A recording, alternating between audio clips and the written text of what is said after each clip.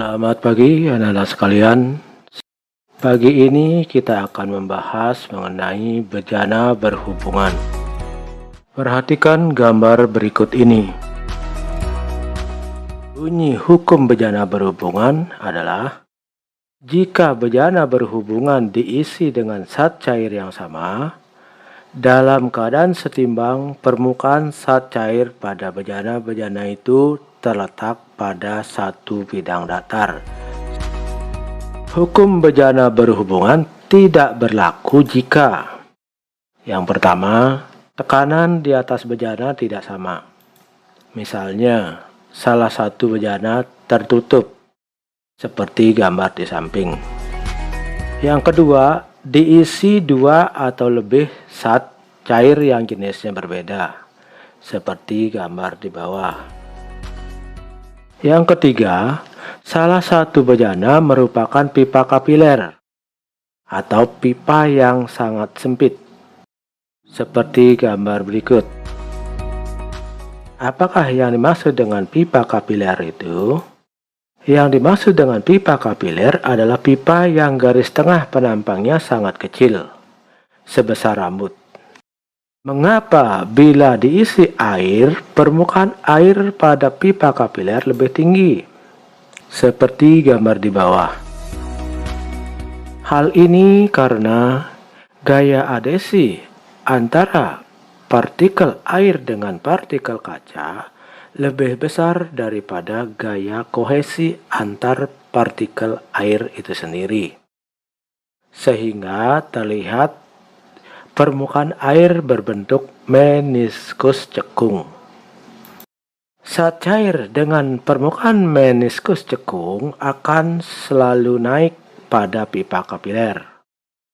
Semakin kecil lubang pipa kapiler, semakin tinggi naiknya cairan pada pipa kapiler tersebut. Bagaimana bila yang diisi air raksa? Ternyata permukaan air raksa pada pipa kapiler lebih rendah, seperti gambar. Hal ini terjadi karena gaya adhesi antara partikel air raksa dengan kaca lebih kecil daripada gaya kohesi antar partikel air raksa itu sendiri, sehingga permukaan air raksa berbentuk meniskus cembung. Zat cair dengan permukaan meniskus cembung akan lebih rendah pada pipa kapiler. Semakin kecil lubang pipa kapiler, semakin rendah cairan pada pipa kapiler tersebut. Dan yang terakhir, yang keempat, digoyang-goyangkan. Tadi sudah disebutkan bahwa bejana berhubungan diisi dengan dua zat cair yang berbeda, maka permukaannya akan tidak sama tinggi, seperti gambar berikut. Namun, tekanan zat cair pada kedalaman yang sama akan sama besar. Oleh karenanya, tekanan di P1 sama dengan tekanan di P2. P1 rumusnya ρ1 kali G kali H1. Sedangkan P2 sama dengan ρ2 kali G kali H2. Sehingga rumusnya menjadi ρ1 kali G kali H1 sama dengan ρ2 kali G kali H2. Nilai G yang berada di ruas kiri dan ruas kanan sama besar sehingga bisa dihilangkan. Dan rumusnya menjadi ρ1 kali H1 sama dengan ρ2 kali H2.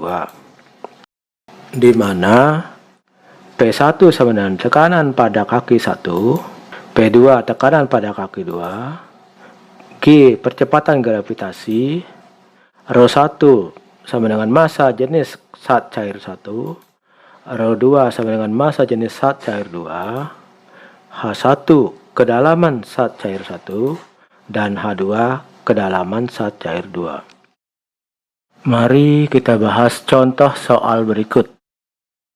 Diketahui bahwa massa jenis minyak atau ρ2 sama dengan 0,8 gram per cm kubik. Massa jenis air atau ρ1 sama dengan 1 gram per cm kubik. dan tinggi air H1 sama dengan 8 cm. Ditanyakan tinggi minyak sama dengan berapa?